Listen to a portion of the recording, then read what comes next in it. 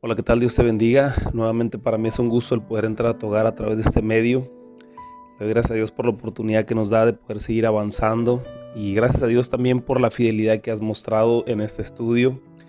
Quiero decirte que estamos muy expectantes a lo que sigue, a lo que continúa. Estamos muy deseosos por reunirnos nuevamente en la iglesia, pero mientras esto sucede, no dejemos de alimentarnos por medio de la palabra, a través de las escrituras, a través de lo que el Señor dejó escrito, ¿verdad? Recordamos que como dice su palabra, la fe viene por el oír y el oír por la palabra de Dios, ¿verdad? La forma más eficaz de poder desarrollar nuestra fe es a través de la lectura de la palabra, ¿verdad? La palabra de Dios así lo menciona. Y cada vez que nosotros vemos las hazañas, las grandes historias, no sé si tú ya has leído historias del Antiguo Testamento donde el pueblo de Israel era respaldado por Dios de una forma impresionante. Todo eso sigue siendo aplicable espiritualmente a nuestras vidas. Pero lo que Jesús enseña es algo de aplicación moral, algo para ser mejores personas, para poder nosotros desarrollarnos en esta vida donde verdaderamente cada quien, como decimos comúnmente nosotros, ¿no? Cada quien jala para su hogar, o sea, cada quien jala para su jacal y pues muchas veces hay envidias, muchas veces hay cosas que, que las personas traen en el corazón y que es necesario que suelten, que es necesario que dejen. Y a través de la palabra, a través de lo que el Señor Jesús nos enseñó, nosotros podemos ayudarles a que cada una de las personas pueda sanar de su corazón herido, sanar esas raíces de amargura, esas raíces de orgullo que muchas veces pueden traer. Y no hay medicina más eficaz más que la palabra de Dios para la sanidad del corazón. Y seguimos avanzando en este estudio, ya estamos en el capítulo 17, estamos por terminar el día de hoy el capítulo 17, si Dios nos da oportunidad.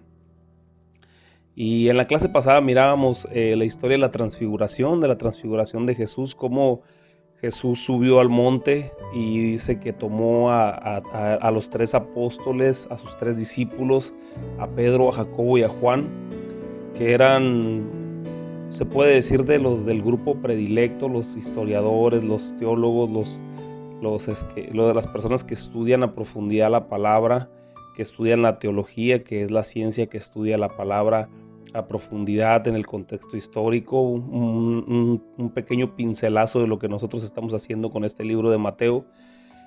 Estas personas mencionan que Pedro, Jacobo y Juan eran del grupo predilecto de Jesús, no que los prefiriera a ellos, sino que Jesús estaba tratando de formar algo un poquito más fuerte en ellos. Y verdaderamente lo podemos ver en la historia, como Pedro toma, ¿verdad?, un manto de autoridad muy especial. Dice la palabra de Dios en el libro de los Hechos que Pedro, en sus mensajes, en sus sermones, hasta 3,000 almas aceptaban al Señor Jesús en su corazón, y que después de eso la forma en como él ejecutaba los dones de parte de Dios era hasta con su propia sombra. Cuando pasaba él por la calle, las personas traían a los enfermos y los ponían en las calles por donde él pasaba, y hasta con la sombra sanaba a los enfermos, ¿verdad? No él, sino el poder de Dios, pero fue un gran instrumento Pedro para la gloria y la honra del Señor. Después vemos la historia, ¿verdad?, de Juan también, cómo Juan tuvo esa visualización final del libro de Apocalipsis y cómo él escribe todas aquellas cosas que el Señor Jesús lo llevó a ver de los tiempos finales para que él pudiera escribir cada una de estas cosas. Entonces vemos cómo este grupo de apóstoles, ¿verdad? Estos tres apóstoles fueron privilegiados en ver algunas de las cosas que los otros no vieron, ¿verdad? Aquí vemos cómo pudieron ver la gloria de Dios. En el capítulo 16, a final del capítulo 16, el Señor Jesús menciona que un grupo de apóstoles, de los discípulos que estaban ahí con él, no mirarían la muerte antes de que vieran la gloria de Dios. Y en el capítulo 17 vemos cómo ellos ven la gloria de Dios en Jesús a través de la transfiguración, que miramos la clase pasada, que la transfiguración hace referencia a esa metamorfosis, ¿verdad? Mirar a Jesús como Dios mismo, ¿verdad? Vestido en majestad, ese sol de justicia, ¿verdad? Esa luz que resplandeció, similar a la que describe Moisés en el libro, en los primeros 5 libros del Pentateuco, ¿verdad? Los primeros 5 libros de Moisés, donde menciona que subió al monte y que ahí miró la gloria de Dios, y ese resplandor de la gloria de Dios lo hizo que su rostro brillara de una forma impresionante, que las personas no podían sostenerle la mirada a Moisés porque la gloria de Dios se reflejaba en su rostro, ¿verdad? Entonces, una luz impresionante la que destella el Señor, ¿verdad? Y ellos tratan de explicarlo de una forma natural, con cosas entendibles, por eso lo asemejan a un sol, ¿verdad? Por eso Jesús es conocido como ese sol de justicia, pero verdaderamente ha de ser algo mucho más impresionante que una luz del sol, lo que refleja Jesús, ¿verdad? Entonces, vimos un poquito sobre este tema la clase pasada, la transfiguración, y el día de hoy vamos a ver a partir del versículo 14, ya ellos estuvieron en el monte donde estuvieron, donde sucedió la transfiguración. No se conoce a ciencia cierta cuál es el monte, ¿verdad? Algunos dicen que es el monte Hermón, ¿verdad? Pero a ciencia cierta no se sabe cuál era el monte donde Jesús estuvo en la transfiguración, pero en lo que vamos a ver el día de hoy, después de que ellos estuvieron ahí arriba, miraron la transfiguración, ahora es tiempo de bajar, y ellos bajan de ese monte, y dice que cuando iban bajando, el gentío, las personas que estaban esperando a Jesús, se acercaron con él para pedirle una sanidad, ¿verdad? Y para iniciar el día de hoy me gustaría que me acompañaras con una oración. Ahí donde tú estás, si tienes oportunidad de orar, acompáñame, y que sea el Señor tomando el control de todas las cosas. Señor, te damos gracias por tu amor, gracias por tu misericordia, gracias por tu fidelidad, gracias porque tú eres bueno, Señor, porque para siempre son tus misericordias, son buenas, son nuevas cada mañana. Y en este día, Señor, yo me acerco delante de tu presencia, poniendo este estudio en tus manos, que pongas un carbón encendido en mi boca, y que únicamente palabra inspirada por ti pueda salir de mi boca el día de hoy, y que pueda, Señor, ser una semilla sembrada en el corazón de cada uno de mis hermanos, y que pueda dar fruto al 100%. Señor, gracias por este tiempo precioso que hemos tenido, Señor, por los últimos meses, donde hemos estado llevando este estudio para conocerte más. Queremos conocerte aún más, y queremos también que nos guíes, Señor, en lo subsecuente, para estudiar los siguientes libros de la palabra, y así, Señor, pasar nuestra vida meditando en tu palabra. Señor, te damos gracias, te rogamos por la situación mundial. Muchas gracias, Señor, porque hemos visto que Señor, tú has hablado, Señor, en este tiempo a los corazones de las personas, pero te pedimos que traigas una sanidad global, Señor, para nuestra tierra, Señor, y que esto sirva de un avivamiento glorioso para que tu Espíritu Santo sea derramado en cada pueblo y en cada nación. Te damos gracias en esta mañana, en el nombre de Jesús. Amén.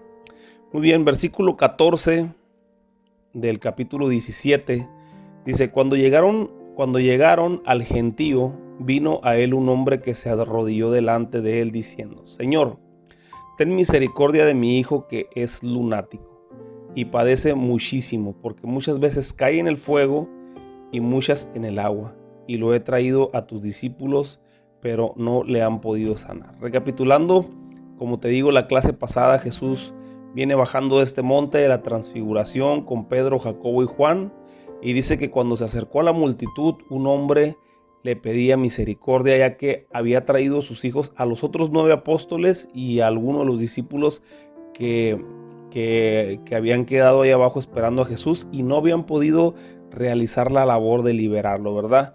Pero ahora yo me pregunto, ¿qué pasó? No sé si tú te preguntas también qué sucedió.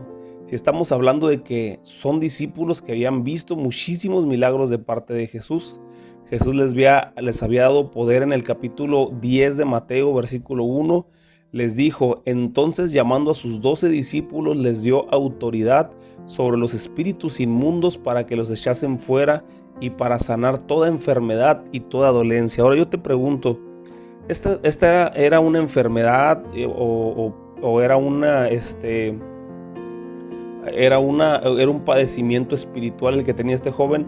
Yo te pregunto, ¿por qué no pudieron liberar a este joven los otros apóstoles, los otros 9 apóstoles que habían quedado ahí abajo? No digamos los discípulos, porque a lo mejor los discípulos todavía les faltaba preparación, pero a los apóstoles ya se les había dado la autoridad, ya se les había dado el poder de parte de Dios, de parte de Jesús, para poder hacer la labor de liberar y sanar a los enfermos de toda dolencia. Entonces, ¿por qué había un bloqueo en este lugar? ¿Por qué, si ellos ya habían visto cómo Jesús resucitó a una niña, ya habían visto cómo Jesús le regresaba la vista a los ciegos, los cojos andaban, los paralíticos caminaban, los sordos oían, ¿verdad? Las personas que eran enfermas o las personas que estaban endemoniadas eran liberados, todo tipo de milagros ellos ya habían podido verlo, ¿verdad? De primera mano con Jesús. ¿Y por qué ahora que a ellos les tocaba la oportunidad, aún sabiendo ellos que Jesús les había dado la autoridad para poder hacerlo, por qué se limitaron o por qué no pudieron lograr que se llevara a cabo este evento de liberar a este joven, ¿verdad? Si aquí Jesús les estaba dando la autoridad, ¿por qué no pudieron echar fuera el espíritu inmundo de este muchacho? ¿Verdad?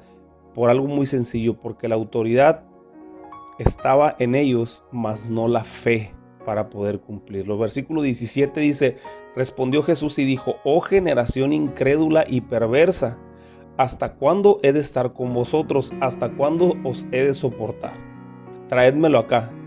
Y reprendió Jesús al demonio, el cual salió del muchacho, y éste quedó sano desde aquella hora. Entonces, con el poder que caracterizaba a Jesús, Jesús pide que traigan al muchacho y de inmediato expulsa al demonio, y al momento queda este joven totalmente sano, en cuestión de segundos, ¿verdad? Dice su palabra, ¿verdad? Que ya habían estado más de 4 horas ellos tratando de liberar a este joven, y habían orado y quizás le habían impuesto manos y quizás estaban clamando a Dios y haciendo todo lo que tenían que hacer conforme a los protocolos que Jesús les había enseñado. Sin embargo, no lo lograron, y Jesús llega y en ese momento, en cuestión de segundos, nada más reprende al demonio y el demonio sale del joven y queda totalmente sano, ¿verdad? Yo quiero comentarte brevemente que no todas las enfermedades que existen actualmente, que existieron en el tiempo de Jesús, son demonios, pero tampoco no todas las enfermedades son de índole natural. O sea, también hay enfermedades que son ocasionadas por demonios, ¿verdad? Que es lo que vemos aquí en este pasaje que Jesús menciona. Pero para poder discernir contra qué nos estamos enfrentando, y esto lo estoy hablando al liderazgo, a las personas que llevan una vida de oración, las personas que han caminado con el Señor por este tiempo o por mucho tiempo, ¿verdad? Que ya conocen lo que es la guerra espiritual a la que nos enfrentamos como hijos de Dios. Sabemos, ¿verdad?, que la única forma de poder discernir entre si es una enfermedad natural o es un demonio es a través de tener una vida de oración. Si tú no tienes una vida de oración, es muy difícil que puedas discernir, ¿verdad? Porque el don de discernimiento viene del Espíritu Santo, y el Espíritu Santo viene únicamente a través de esa relación, ¿verdad? El Espíritu Santo, ¿verdad?, mora en nosotros, mora en los hijos de Dios, pero necesitamos nosotros tener esa vida de oración, esa relación con el Señor, para poder ser sensibles a escuchar la voz del Espíritu Santo cuando nos habla y nos indica contra qué nos estamos enfrentando, ¿verdad? Aquí el caso es que el joven el problema que él tenía sí era de índole espiritual, y era necesario que Jesús lo liberara, ¿verdad? En Mateo 10:1, cualquiera que fuera el caso de ellos, ya tenían la autoridad de Cristo para poder ayudar a este joven, ¿verdad? Como te lo decía hace un momento, ¿verdad? Él le dio la autoridad a sus discípulos, a sus apóstoles, para que echaran fuera espíritus inmundos y para que sanaran toda enfermedad y toda dolencia, ¿verdad? Versículo 19 dice: viniendo entonces los discípulos a Jesús aparte, dijeron: ¿por qué nosotros no pudimos echarlo fuera? Jesús les dijo: por vuestra poca fe, porque de cierto os digo que si tuvieren fe como el grano de mostaza, diréis a este monte: pásate de aquí allá, y pasará, y nada os será imposible. Porque este género no sale sino con oración y ayuno. Aquí Jesús les llama la atención. En el versículo 17 no parecía estar Jesús nada contento, ¿verdad? En el versículo 17 le dice, oh generación incrédula y perversa, ¿verdad? Imagínate el tono de la voz de Jesús al momento de darse cuenta que todo el discipulado, todas las enseñanzas, todas las maravillas que ellos habían visto por mano de Jesús, por su mano, no les había servido de mucho porque miramos nosotros milagros anteriores donde aquí muestran falta de fe, ¿verdad? Dudaron cuando el Señor Jesús le dijo, pues alimenten a los 4,000, ¿verdad? Después de que ya habían alimentado a los 5,000, les dijeron, alimenta a los 4,000, ¿verdad? Alimentan a los 4,000 y ellos todavía dudaban, ¿no? ¿Y de dónde vamos a sacar comida? Y entonces Jesús poquito más adelante les vuelve a decir, les vuelve a comentar y les dice, oye, pero si ya habían alimentado ustedes a los 5,000 anteriormente, o sea, ya habían mirado el milagro de la alimentación de los 5,000, ahora ¿cómo puede ser posible que me pregunten cómo vamos a alimentar a los 4,000, ¿verdad? Estoy parafraseando un poco, ¿verdad? Nada más observando lo que Jesús estaba requiriendo, ¿verdad? Yo pienso que para cualquier líder, yo pienso que es un poquito molesto después de invertir tanto tiempo en discipular a alguien y que al último sigan fallando en las mismas cosas, ¿verdad? Yo pienso que es algo que como hijos de Dios debemos nosotros estar enterados y debemos de nosotros ir puliendo cada día lo que Jesús nos enseña a través de su palabra para no fallar en lo mismo, ¿verdad? Sino seguir caminando, seguir avanzando, seguir adelante, ¿verdad? Algo estaba pasando con sus discípulos que no estaban manteniendo la fe, ¿verdad? No estaban manteniendo esa fe que les permitiera poder llevar a cabo esos milagros, ¿no? Gracias a Dios que Jesús les dice la manera de cómo pueden mantener su fe. O sea, ¿cómo? ¿La fe se puede deteriorar? Es una pregunta que yo te estoy haciendo en este momento. Y la respuesta es que sí se puede deteriorar. Y se puede deteriorar la fe eh, según la falta de relación que tengamos nosotros con Dios. Por la falta de tener una vida de oración y de ayuno, así como de la lectura de la palabra. Si nuestra vida gira en torno de lo natural, terminamos con una mentalidad filosófica queriendo encontrarle el porqué a todas las cosas. Por eso la ciencia dice que nosotros creemos en un Dios subjetivo, es decir, un Dios que es de nuestro sentimiento, que nosotros hemos creado un Dios con base a nuestros sentimientos, pero yo quiero preguntarte, ¿qué acaso Dios no creó los sentimientos para que pudiéramos sentirle y que fuera una motivación para poder adorarle con todo nuestro corazón? Claro que sí. Entonces, pues si ellos consideran que Dios es subjetivo porque lo buscamos desde nuestro sentimiento, pues entonces verdaderamente nosotros estamos echando mano de la herramienta que el Señor puso en nuestro cuerpo, que son los sentimientos, para poder buscarle y poder adorarle y para poder encontrarle y quebrantarnos y llorar en su presencia y tocar las puertas del cielo, ¿verdad? Y acercarnos confiadamente a su trono de la gracia, ¿verdad? A través de nuestra oración, a través de lo que sentimos, porque lo que el Señor nos hace sentir a nosotros es algo especial, ¿verdad? Y es algo que las personas que ya han sentido la presencia de Dios, te vuelves dependiente a esa presencia, te vuelves dependiente de esa paz que Él te da. Jesús les dice que aún una pequeña fe hubiera podido hacer que un monte se moviera. Eso quiere decir que su fe ni siquiera era tan pequeña como el grano de mostaza. Así que Jesús les dice que este género, ¿verdad? Poquito más adelante lo vamos a ver ahorita, pero le dice que este género no sale sino con ayuno y oración. Y aquí en esta parte donde Jesús les dice, este género no sale sino con ayuno y oración, ¿verdad? Es un tema controversial, ¿verdad? Aquí en el versículo 21, vamos a leer del versículo 20, dice, pero Jesús les dijo, por vuestra poca fe, porque de cierto os digo que si tuvieran fe como un grano de mostaza, diréis a este monte, pásate de aquí allá y se pasará y nada os será imposible. Pero este género no sale sino con ayuno y oración, ¿verdad? Aquí Jesús les dice que ese género no sale sino con ayuno y oración.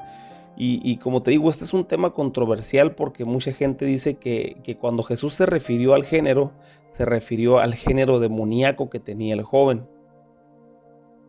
¿verdad?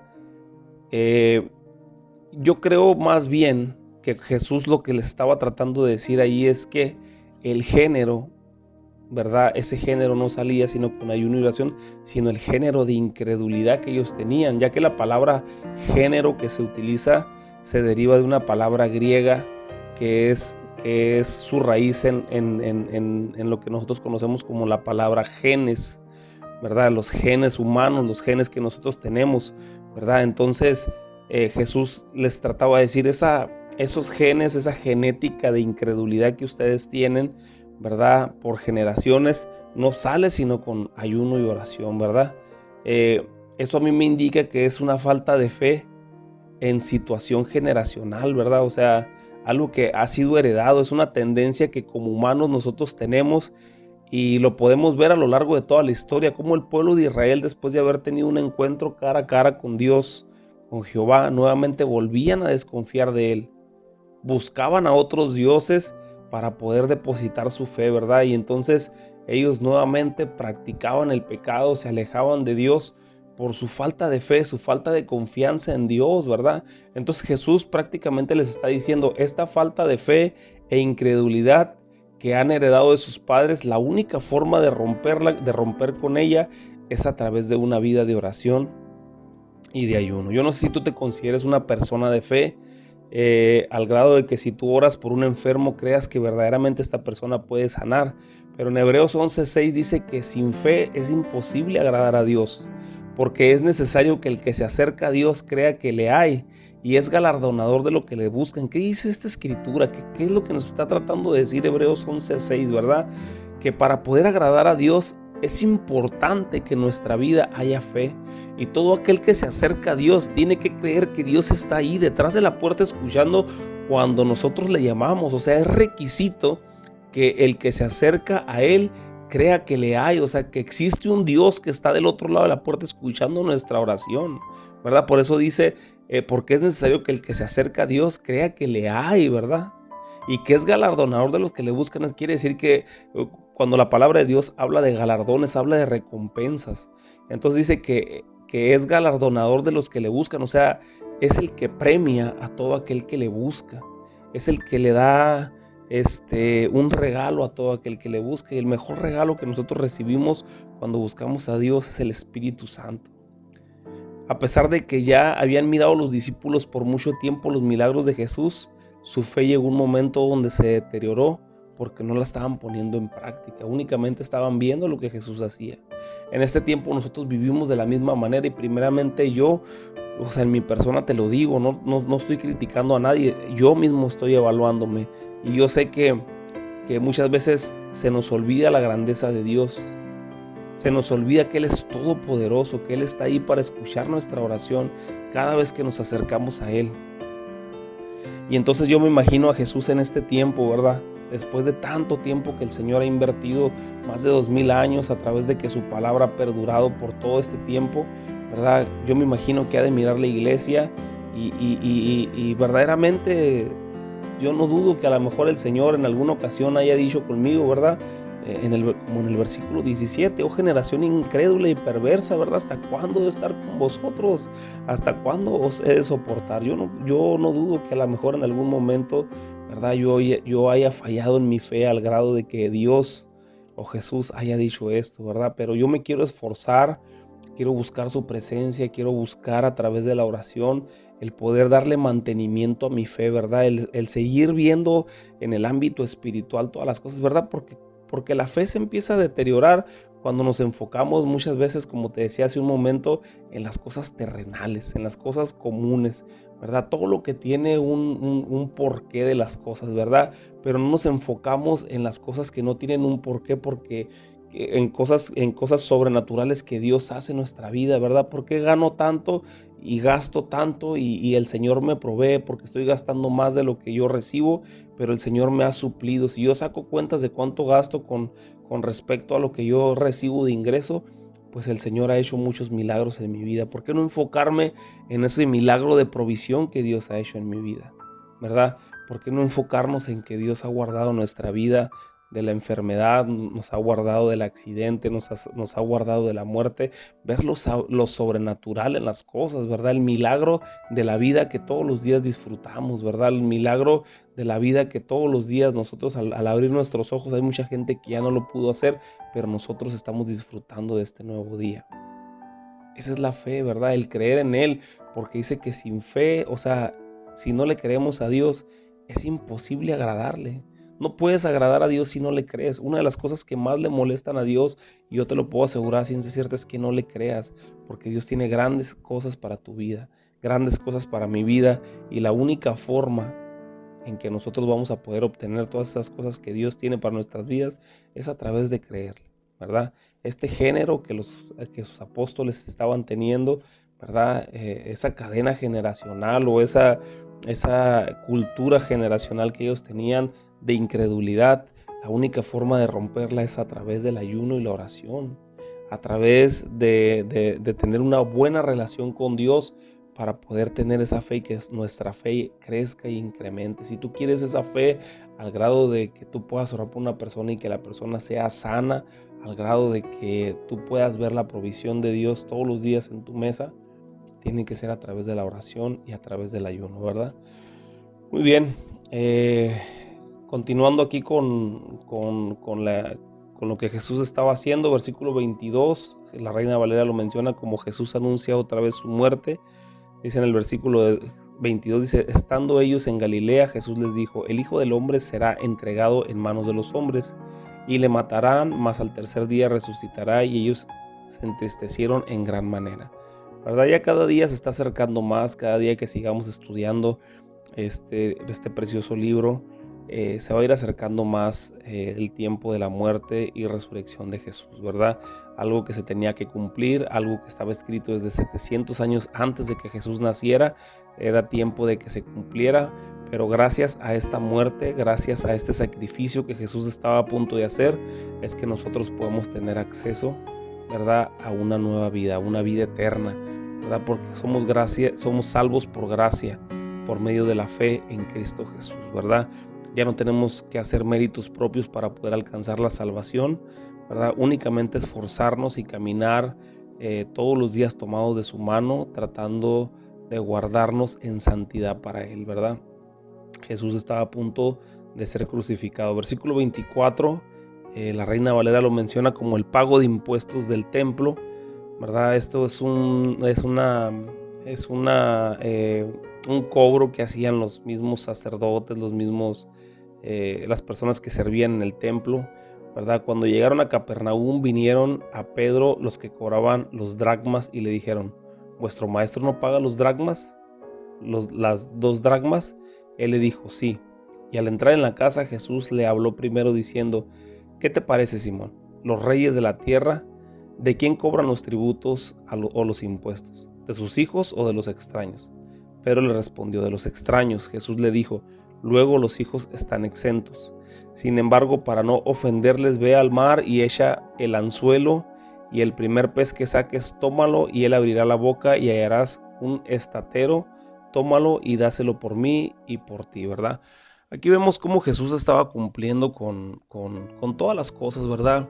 Acuérdate que Jesús dijo que era necesario cuando Juan el Bautista no lo quería bautizar, le dijo a él a Juan el Bautista, me tienes que bautizar porque es necesario que se cumpla toda la ley, ¿verdad? Y toda justicia se debe cumplir. Entonces, aquí Jesús vemos que él no evadía impuestos, él no evadía nada de lo que tenía que cumplir, ¿verdad? Obviamente él estaba en contra del tradicionalismo, estaba en contra de la religiosidad, y es por eso, ¿verdad?, que ellos pues se puede decir, lo odiaban, o sea, lo odiaban a muerte, ¿verdad?, al grado de que lo llevaron a la cruz a morir, ¿verdad? Entonces, aquí vemos cómo se le acercan, y cuando se le acercaron a Pedro, y le dice, oye Pedro, ¿que tu maestro no paga los 2 dracmas que le corresponden?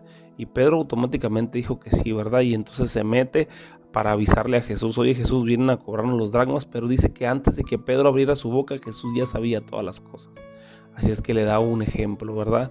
Le da un ejemplo y le aclara, ¿verdad? Vamos a darles y vamos a pagarles simplemente para que no se sientan ofendidos. De cualquier manera, ellos se sintieron ofendidos por todo lo que Jesús hacía, ¿verdad? Si respiraba porque respiraba, si no respiraba porque no respiraba, si sanaba porque sanaba y si no sanaba porque no sanaba. Así es que no estaban conformes, pero todo esto era parte de lo que tenía que suceder para que se cumpliera lo escrito por el profeta Isaías 700 años antes, ¿verdad? Muy bien, que Dios te bendiga, que Dios te guarde, te dejo con esto y nos vemos en la siguiente clase.